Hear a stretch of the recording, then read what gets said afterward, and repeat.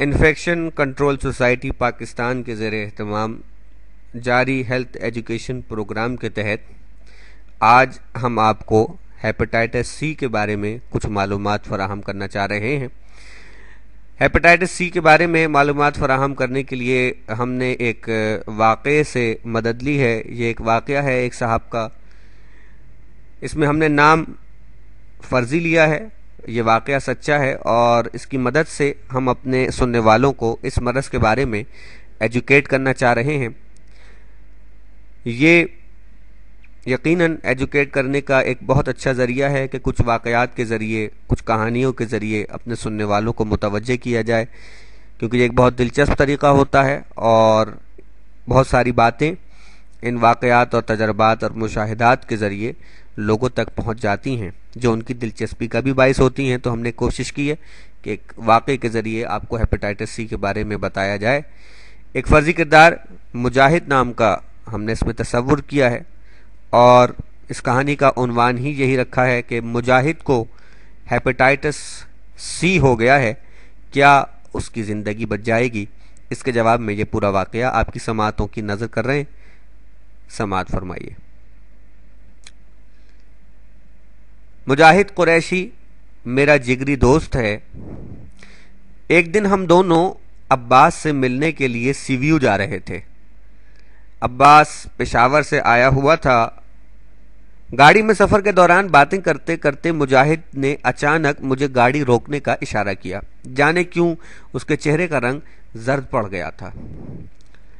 ابھی میں نے گاڑی سڑک کے کنارے کی طرف لے جانا شروع ہی کی تھی کہ مجاہد کو خون کی بہت بڑی الٹی ہوئی۔ میں نے جلدی سے گاڑی سائیڈ پر روکی۔ دیکھتے ہی دیکھتے میرے دوست کو خون کی کئی الٹیاں ہوئیں۔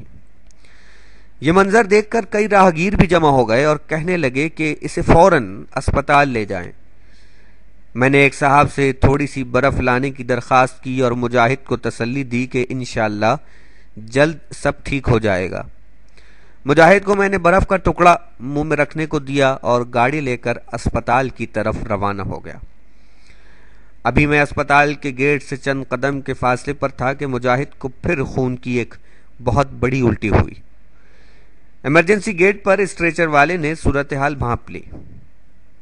وہ فوراً اسٹریچر میری گاڑی کے قریب لے آیا۔ اس وقت مجاہد کے منہ اور ناک سے جھاگ بہنے لگے تھے اور وہ نیم بے ہوشی کی کیفیت میں تھا۔ ہم دونوں نے مجاہد کو اٹھا کر اسٹریچر پہ ڈالا تو میں نے دیکھا کہ اس کی سانس رکنے لگی تھی۔ یوں محسوس ہوتا تھا کہ اس کے دل کی دھڑکن بند ہو رہی ہے۔ میں نے فوراً اسے ابتدائی طبی امداد دینے کے لیے اس کے سینے کو دبایا۔ اسی وقت ایمرجنسی ڈیوٹی والا ڈاکٹر بھی وہاں آ گیا۔ اس نے بھی مدد کی۔ 1-2 منٹ میں مجاہد کے دل کی دھڑکن بحال ہو گئی اور ہم نے اسے ایمرجنسی میں شفٹ کر دیا۔ یہاں مجاہد کو خون کی کئی بوتلیں دی گئیں اور اگلے روز اس کو وارڈ میں منتقل کر دیا گیا۔ خون فراہم کرنے والے بلڈ بینک نے خون اس شرط پر مہیا کیا تھا کہ ہم ان کو متبادل خون کا عطیہ دینے والے لوگ مہیا کریں گے۔ اس لیے اگلے روز میں نے اپنے چند دوستوں اور گھر کے لوگوں سے درخواست کی کہ وہ خون کا عطیہ دیں۔ خون کا عطیہ دینے والے لوگوں میں ہمارا مشترکہ دوست عباس بھی شامل تھا، جس سے ملنے کی غرض سے ہم لوگ گزشتہ روز سی ویو جا رہے تھے۔ بلڈ بینک والے عطیہ لینے سے پہلے تھوڑا سا خون لے کر اس کا تجزیہ کرتے تھے اور صرف ان لوگوں کے خون کا عطیہ قبول کرتے تھے جن کو خون کی کمی نہ ہو، یعنی ہومیوگلوبین کی مقدار مناسب ہو اور جن کے خون میں ایڈز اور ہیپاٹائٹس بی اور سی کے جراثیم نہ ہوں۔ بلڈ بینک نے ہمارے بھیجے ہوئے 13 عطیہ کیے ہوئے خون دینے والے افراد میں سے 2 افراد کا خون لینے سے انکار کر دیا، یعنی یہ وہ لوگ تھے جو اپنا خون عطیہ کرنے کے لیے گئے تھے۔ 13 افراد تھے، ان سب کا چیک اپ ہوا اور اس میں سے 2 افراد کو یہ کہہ کر منع کر دیا گیا، خون لینے سے انکار کر دیا گیا کہ یا تو ان میں ہومیوگلوبین کم ہے یا ہیپاٹائٹس سی یا بی میں سے کوئی نہ کوئی ایک مرض ان کو لاحق رہا ہے۔ یہ بات ہمارے لیے شدید دھچکے کا باعث تھی کہ ان میں ہمارا ایک مشترکہ دوست عباس کا خون بھی شامل تھا۔ اسی دوران مجاہد کے خون کی رپورٹوں سے پتہ چلا کہ اس کو خون کی الٹیاں آنے کی وجہ جگر کا سکڑ جانا یعنی سروسز سے ہے۔ مجاہد کو یہ بیماری یعنی سروسز ہیپاٹائٹس سی کی وجہ سے ہو گئی تھی، جو شاید اس کو کئی سال پہلے لگا تھا۔ مجاہد سے اس بیماری کے بارے میں پوچھا گیا تو کوئی بھی ایسی بات معلوم نہ ہو سکی جس سے اس بات کا تعین کیا جا سکے کہ اسے ہیپاٹائٹس سی کب اور کیسے لگا۔ ہم نے مجاہد کا علاج کرانے والے ڈاکٹر صاحب سے اس مرض کے متعلق مندرجہ ذیل سوالات کیے۔ مندرجہ ذیل میں یوں کہہ رہا ہوں کہ یہ سوالات میرے پاس لکھے ہوئے ہیں۔ بہرحال ہم نے ان سے چند سوالات کیے۔ ڈاکٹر صاحب نے کیا جوابات دیے وہ بھی ہم آپ کو بتانا چاہیں گے تاکہ آپ بھی اس مرض کے بارے میں جان سکیں۔ ہم نے پہلا سوال ڈاکٹر صاحب سے کیا، ڈاکٹر صاحب مجاہد کو ہیپاٹائٹس سی کیسے ہوا؟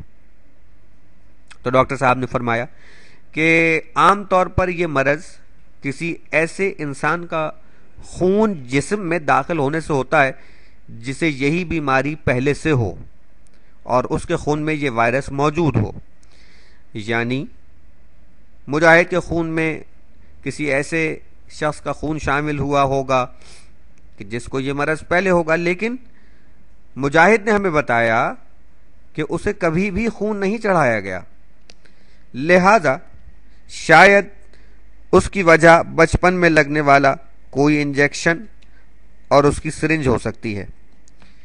اکثر اوقات ڈاکٹرز یا حفاظتی ٹیکہ لگانے والے ایک ہی سرنج سے کئی لوگوں کو ٹیکہ لگا دیتے ہیں اور اس طرح ایک شخص کا وائرس دوسرے شخص میں منتقل ہو جاتا ہے۔ مجاہد کے جسم میں بھی یہ وائرس کبھی اسی طرح داخل ہو گیا ہوگا۔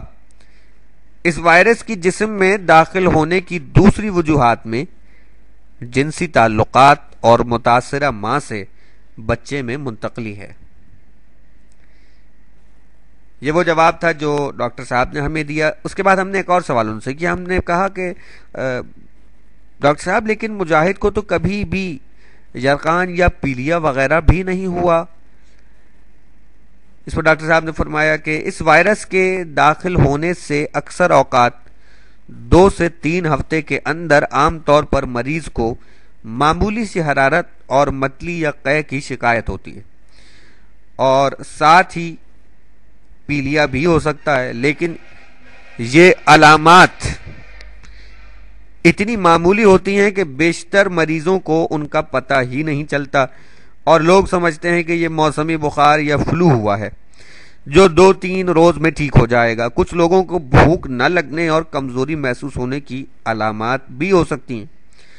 بعض اوقات ایسا بھی ہوتا ہے کہ کوئی بھی علامات ظاہر ہی نہیں ہو پاتی۔ پھر ہم نے ڈاکٹر صاحب سے پوچھا، ڈاکٹر صاحب کیا مجاہد کا مرض قابل علاج ہے؟ کیا وہ ٹھیک ہو جائے گا؟ اس پر ڈاکٹر صاحب نے فرمایا کہ جناب آج کل اس مرض کے علاج کے لیے چند ایک مؤثر ادویات دستیاب ہیں جس میں ریبا وائرن اور پیگ انٹرفریون قابل ذکر ہیں۔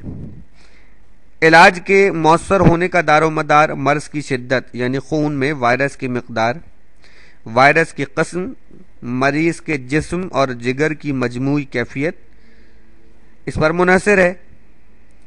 یہ بات قابل ذکر ہے کہ پاکستان میں اس مرض یعنی ہیپاٹائٹس سی کا جو وائرس عام طور پر پایا جاتا ہے ٹائپ 3، ان پر یہ ادویات بہت زیادہ مؤثر ہیں۔ اس پر ہم نے ڈاکٹر صاحب سے ایک اور سوال پوچھا۔ ہم نے پوچھا کہ ڈاکٹر صاحب یہ فرمائیے کہ مجاہد کو کتنے عرصے تک علاج کروانا ہوگا؟ ڈاکٹر صاحب نے ہمیں بتایا کہ اگر آپ پیگ انٹرفریون کا استعمال کرتے ہیں تو آپ کو 6 ماہ تک ہر ہفتے ایک انجیکشن لگوانا ہوگا۔ یہ کل 24 انجیکشن ہوں گے۔ اس کے ساتھ آپ کو ریبا ویرن کے 2 کیپسول روزانہ 6 ماہ کے لیے لینے ہوں گے۔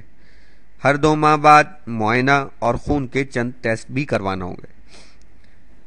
ہم ڈاکٹر صاحب سے پوچھا کہ کیا اس علاج سے مجاہد بالکل صحت یاب ہو جائیں گے؟ ڈاکٹر صاحب نے فرمایا کہ 80% امکان یہی ہے کہ انشاءاللہ تعالی وہ ٹھیک ہو جائیں گے، یہ مرض ختم ہو جائے گا، یعنی وائرس کا خاتمہ ہو جائے گا، مگر اس بیماری سے جگر کو جو نقصان پہنچ چکا ہے تو اس کا ازالہ ہونا فی الوقت ممکن نہیں ہے۔ البتہ وائرس کے ختم ہو جانے سے جگر مزید نقصان سے بچ جائے گا۔ ہم نے ڈاکٹر صاحب سے پوچھا کہ کیا اس مرض سے مجاہد کے بیوی اور بچے بھی متاثر ہو سکتے ہیں؟ انہوں نے فرمایا جی ہاں، بالکل، یہ مرض میاں سے بیوی کو اور پھر ماں سے ہونے والے بچے کو منتقل ہو سکتا ہے۔ بہتر ہے کہ ان کی بیوی اور بچوں کو بھی خون کا ٹیسٹ کروا لیا جائے۔ اس ٹیسٹ کو ہیپاٹائٹس سی یعنی اینٹی باڈی ٹیسٹ کہا جاتا ہے، اور یہ ٹیسٹ کسی بھی اچھی لیبارٹری سے ہو سکتا ہے، اور یہ کسی بھی اچھی لیبارٹری سے ہی کروانا چاہیے۔